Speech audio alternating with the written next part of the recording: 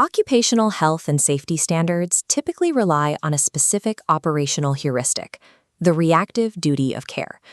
This approach follows the legal precedent set in the Kohler case, which entitles employers to assume that employees can handle the standard pressures of their chosen role. Under this rule, the legal requirement for an employer to intervene is only triggered once an employee exhibits evident signs of distress. For HR and legal departments, this creates a clear defensive shield. If an employee stays silent and maintains a stoic exterior, the employer is generally not held liable for psychiatric harm. However, this framework faces a logical crisis when the core function of a job involves continuous, direct exposure to human suffering. The standard legal model depends on an employee reaching a psychological breaking point before the employer has a legal obligation to act. The High Court of Australia dismantled this baseline in the 2022 decision of Kozarov versus Victoria.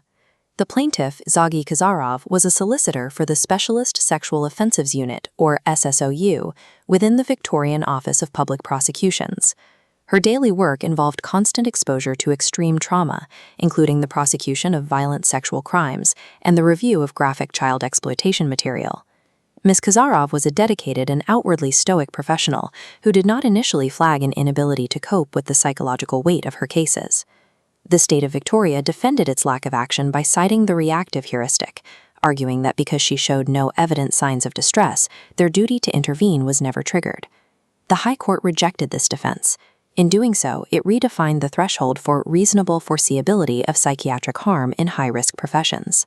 Kozarov shifts the legal burden from the employee's vocalization of distress to the employer's objective assessment of the role's inherent risks. Establishing negligence begins with the first pillar, proving a duty of care based on the reasonable foreseeability of psychiatric harm. The High Court legally categorized the SSOU as a workplace that is inherently hazardous to psychiatric health. This creates a clear distinction. While standard workloads rely on reactive intervention, inherent trauma exposure requires a proactive response. Therefore, the court ruled psychiatric injury is reasonably foreseeable ab initio, meaning from the beginning, from day one. This finding nullifies the stoic employee defense. A worker's silent endurance does not erase a risk that is built directly into the job description. In inherently hazardous roles, the duty of care is proactive and automatic. It does not wait for a formal request for help. Once the duty is established, the case turns to the second pillar of negligence, breach of duty.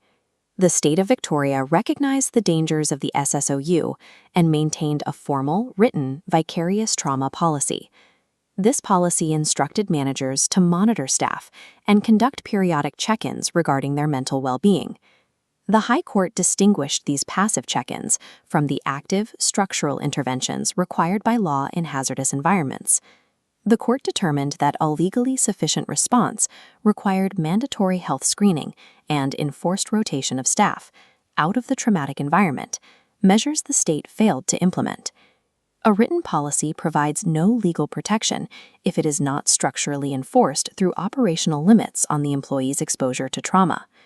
The final and most difficult hurdle in tort law is factual causation. The plaintiff must prove that if the employer had not breached their duty, the psychiatric injury, in this case PTSD, would have been avoided. This diagram maps the actual events, continuous SSO exposure leading directly to a PTSD diagnosis. The court applied a counterfactual. If mandatory screening had been enforced, it would have identified the risk, triggered rotation, and prevented the injury. Overturning the lower court on this specific evidentiary point was essential for securing the damages Ms. Kozarov sought. Factual causation in trauma claims now depends on proving that structural administrative intervention would have broken the chain of toxic exposure.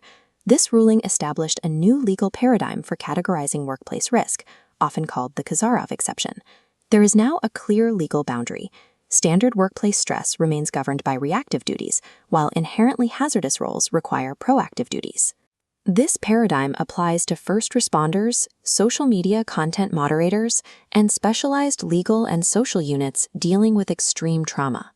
Institutions must move past the stoic professional bias, recognizing that dedication to a traumatic job often masks the psychological damage occurring beneath the surface.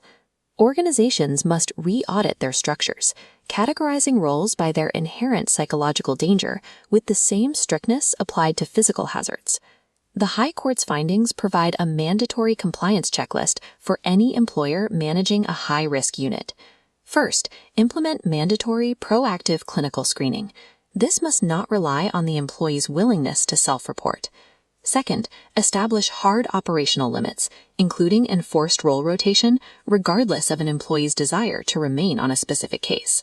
Third, ensure written vicarious trauma policies are directly tied to these operational actions to close the gap between theory and practice.